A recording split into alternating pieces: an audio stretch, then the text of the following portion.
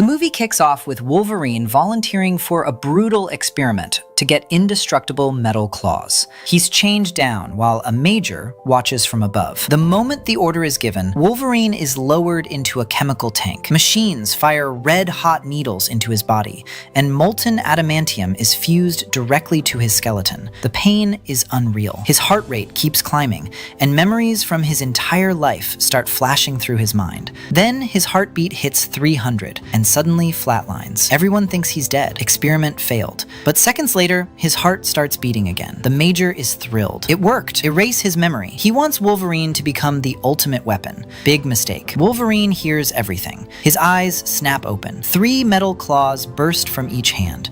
He tears through the chains and explodes out of the tank in a rage. But before we go any further, we need to know who Wolverine really is. His real name is James, and he was born in Canada in 1832 to a wealthy family. One day, during an argument, the family's caretaker accidentally shoots and kills James's father. The shock sends James into a blind rage. For the first time ever, 6 bone claws shoot out of his hands. He jumps at the caretaker and kills him instantly. But right after that, James learns a truth that's even more devastating. The caretaker he just killed was actually his real father. James learns he was born from a secret affair between the caretaker and his mother. The truth completely destroys him. As he runs away from home, the caretaker's son, Victor, follows him and reveals another bombshell. They're brothers. From that day on, James and Victor stick together. Since both are mutants with powerful healing abilities, they barely age and are almost impossible to kill. Over the next century, they fight in war after war, including both world wars. On the battlefield, they're unstoppable. But as the years pass, Victor becomes more and more violent. Eventually, after killing a superior officer, both brothers are sentenced to death. The military shoots them again and again. Nothing works. When it's clear they can't die, they're thrown in prison instead. That's when a colonel approaches them with an offer. Join a secret mutant team working for the government. The brothers agree, kicking off a whole new chapter of their lives. This is also where they first meet Wade Wilson, the guy who will later become Deadpool. And this team is packed with dangerous mutants. On one mission, the colonel gives the signal, and a mutant marksman named Zero steps forward. He pretends to surrender, then instantly pulls out his pistols and wipes out the guards before they can react. A flashy reload later, the team charges in. As soon as Zero turns around, every enemy is already dead. Then a thug tries attacking with a tank, but before he can do anything, the tank explodes. And then comes the coolest entrance of all. Deadpool walks in, spinning his twin swords, and starts deflecting bullets like it's nothing. At one point, he's even using the blade like a mirror, while the enemy boss just stands there in shock. Moments later, the colonel takes a mysterious meteorite from the boss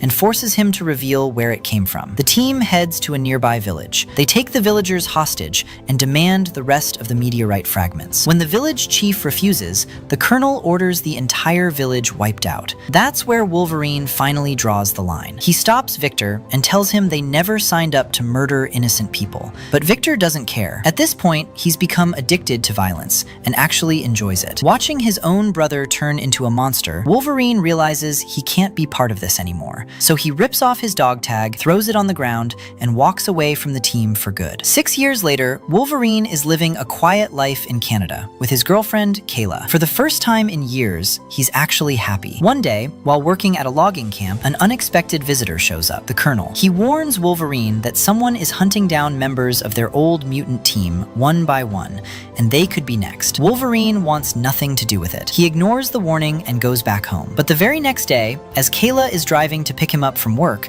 someone suddenly attacks her. Back at work, Wolverine gets a bad feeling. Then he spots a dead wolf and fresh claw marks nearby. Instantly, he knows something is wrong. Following the scent trail, he races through the forest. But when he arrives, Kayla is nowhere to be found. Then he sees her, dead. The woman who gave him a normal life, gone. For a moment, he's completely shattered. Then the grief turns into pure rage. One look at the claw marks on a nearby vehicle, and he knows exactly who did it, Victor. Without wasting a second, Wolverine tracks his brother down to a bar. Victor is just sitting there, like nothing happened. Wolverine demands wants to know why he killed Kayla. Victor doesn't even take it seriously, so Wolverine attacks. The bar instantly turns into a war zone. Victor throws him through walls, slams him across the room, and sends him crashing into furniture like a rag doll. Wolverine fights back with his claws, but Victor is stronger than ever. At one point, Victor catches his wrists and drives his own claws into Wolverine's stomach. Then, he hurls him straight onto a truck. Wolverine keeps getting back up, but he's clearly outmatched. Victor even starts mocking him. "You're getting old." That only makes Wolverine angrier. He charges again, and this time both brothers stab each other at the same moment. Wolverine finally lands a solid hit and sends Victor flying into a massive pile of logs. But before he can finish the fight, Victor kicks down a support beam. Tons of heavy timber come crashing down on Wolverine, burying him underneath. Buried under the logs, Wolverine is helpless, and Victor shows zero mercy. Instead of helping him, he stomps on Wolverine's bone claws and snaps them apart. Wolverine finally blacks out. He's rushed to a hospital, but by the time he gets there, his healing factor has already repaired most of the damage. That's when the Colonel shows up. Furious, Wolverine blames him for everything. The moment the Colonel returned, his peaceful life fell apart, and now Kayla is dead. All Wolverine can think about is revenge. Seeing that, the Colonel makes him an offer. He says he can make Wolverine stronger than ever. Blinded by grief and rage, Wolverine agrees. And that's exactly how he ends up in the experiment we saw at the beginning of the movie. Back in the present, Wolverine breaks free from the lab. Zero opens fire, but the bullets do absolutely nothing. Now that his skeleton is coated in adamantium, he's more dangerous than ever. He slices through a massive steel door like it's cardboard, escapes the facility, and dives off a waterfall to get away. Eventually, he hides inside an elderly farmer's barn. The farmer sees that Wolverine isn't a threat and gives him shelter. Unfortunately, helping Wolverine turns out to be a terrible mistake. Zero tracks him down and launches missiles at the house. The place explodes. Wolverine barely escapes on a motorcycle while machine gun fire rains down around him. Then things get worse. An armored vehicle starts chasing him from behind while Zero's helicopter blocks the road ahead. Trapped from both sides, Wolverine decides